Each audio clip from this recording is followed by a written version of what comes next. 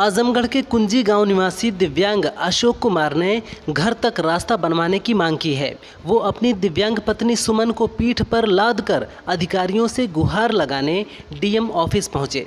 चकबंदी के दौरान उनके घर तक का रास्ता गायब हो गया है, जिसकी वजह से उन्हें भारी परेशानी हो रही है।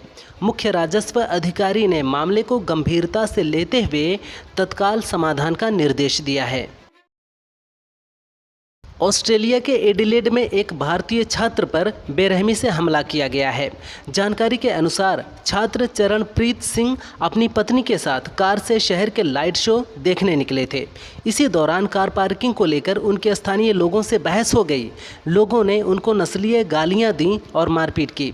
चरणप्रीत ने बताया, उन्होंने मुझसे कहा इंडियन भाग जा, और फिर मुझे लात घूंसों से मारना शुरू कर दिया।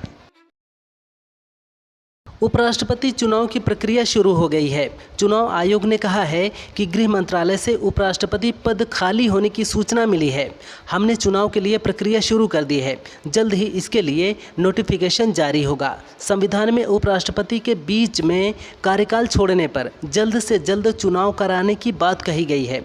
हालांकि संविधान ने इसके लिए कोई समय सीमा स्पष्ट नहीं की है। राहुल गांधी ने कहा कि भारत पाक युद्ध पर ट्रंप 25 बार बोल चुके हैं कि उन्होंने सीज फायर करवाया। वो कौन होते हैं बोलने वाले? इस पर हमारे पीएम एक शब्द नहीं बोल पा रहे हैं। एक तरफ पीएम कहते हैं कि ऑपरेशन सिंदूर जारी है, दूसरी तरफ आप जीत भी बता रहे हो।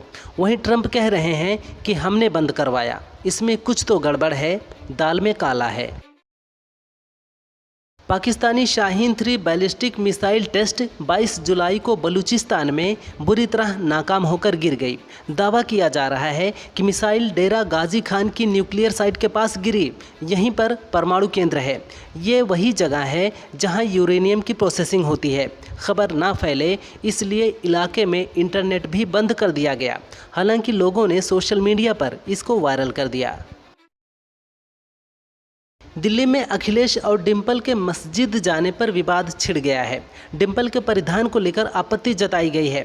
बिना बुर्के के मस्जिद में जाने पर बीजेपी ने सवाल उठाए हैं। वहीं विपक्षी दल इस पर बीजेपी को घेर रहे हैं। सांसद इमरान मसूद ने कहा कि बीजेपी महिला का अपमान कर रही है, इन्हें शर्म करनी चाहिए। बर्क ने कहा कि डिंपल जी सिर ढक कर गई थीं, शायद उस वक्त उनकी साड़ी का पल्लू हट गया हो।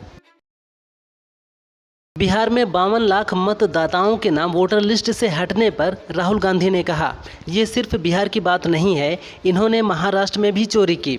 हमने चुनाव आयोग से सवाल पूछे कि वोटर लिस्ट दिखाएं, लेकिन उन्होंने नहीं दिखाया। कर्नाटक में हमने इनकी भयंकर चोरी पकड़ी है, ये मैं चुनाव आयोग को दिखाऊंगा। अब उन्होंने बिहार में पूरा सिस्टम ही नया कर दिया। देश में चुनाव चोरी किए जा रहे हैं, यही सच्चाई है। भारत हेनले पासपोर्ट इंडेक्स में लंबी छलांग लगाते हुए 77वें स्थान पर पहुंच गया है।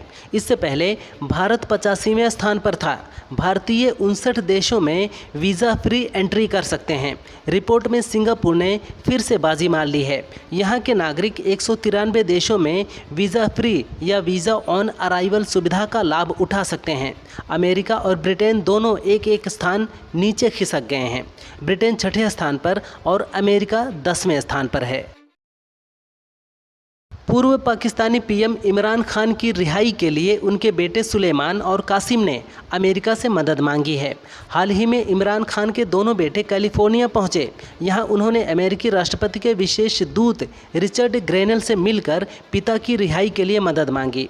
मुलाकात के बाद ग्रेनल ने कहा, हम चाहते हैं कि इमरान को जेल से बाहर निकाला जाए। उन पर राष्ट्रपति डोनाल्ड ट्रंप की तरह ही झूठे आरोप लगाए गए हैं। तनुश्री दत्ता ने एक इंटरव्यू में रोते हुए वीडियो पर कहा कि वो कल पुलिस स्टेशन जाएंगी और बातें करेंगी कि क्या करना है। तनुश्री ने कहा, 5 साल से मैंने बहुत कुछ झेला है, मुझसे अब झेला नहीं जा रहा। मुझे कल रोना आ गया। नाना पाटेकर इन सब में शामिल हैं और उनके साथ बॉलीवुड माफिया गिरोह भी है। सुशांत के साथ जो हुआ वो मेरे साथ हो रहा है। बता दें, 2020 में तनुश्री ने नाना पाटेकर पर मीटू का आरोप लगाया था।